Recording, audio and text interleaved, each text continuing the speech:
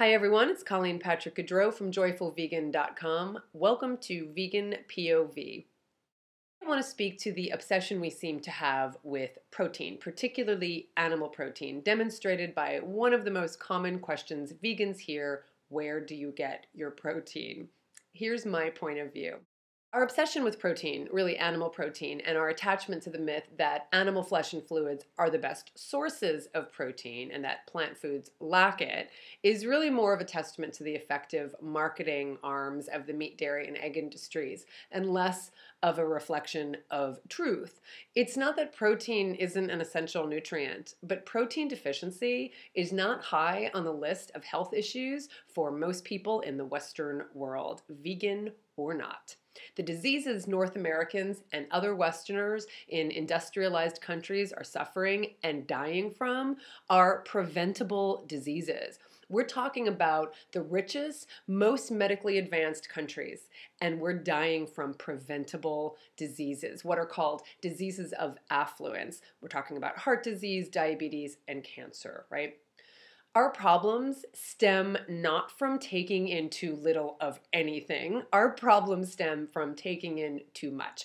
Our health crises are not due to diseases of deficiency. Our health crises are due to diseases of excess. Right? How many people do you know with high blood pressure, high cholesterol, diabetes, heart disease, or cancer? And how many people do you know with kwashiorkor?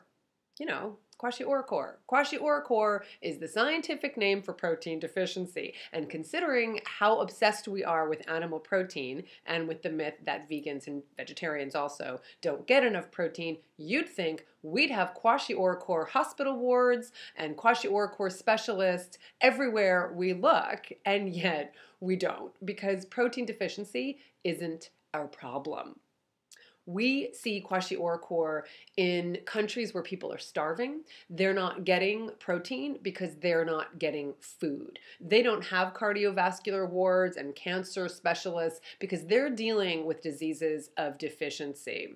We're not. We took care of those long ago. After all, how many millions of people in developed nations are suffering from scurvy due to lack of vitamin C, or rickets due to lack of vitamin D, or beriberi due to lack of vitamin B1? These are pretty minor concerns in our healthcare system, but how many millions of people in developed nations are suffering from high blood pressure, high cholesterol, diabetes, heart disease, and cancer, and so on?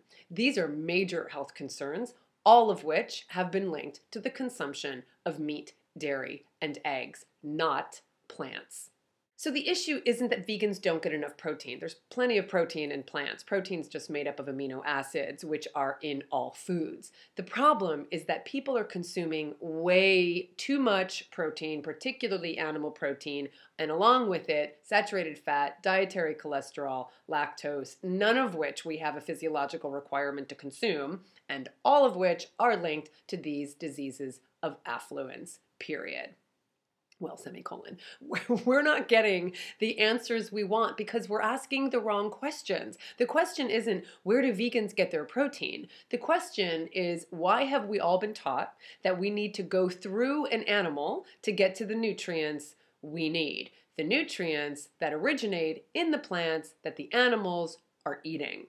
In other words, the nutrients we need are plant-based. We need to skip the middle animal and go directly to the source of the nutrients, the plants. Where do you think the animals get these nutrients from? They're eating the plants.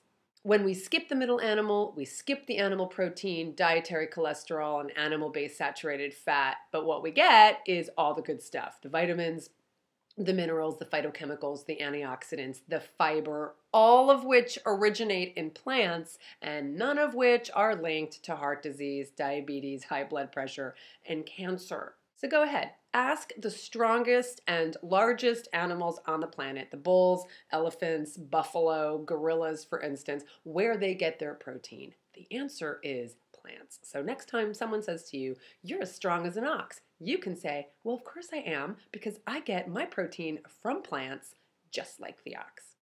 I talk more about this subject and more in my Food for Thought podcast. In fact, this topic was the very first podcast episode I did 8 years ago, and I talk about it in the 30-Day Vegan Challenge in depth.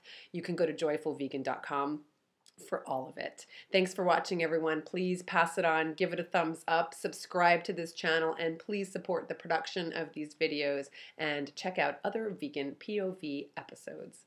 For the animals, this is Colleen Patrick-Goudreau. Thanks for watching.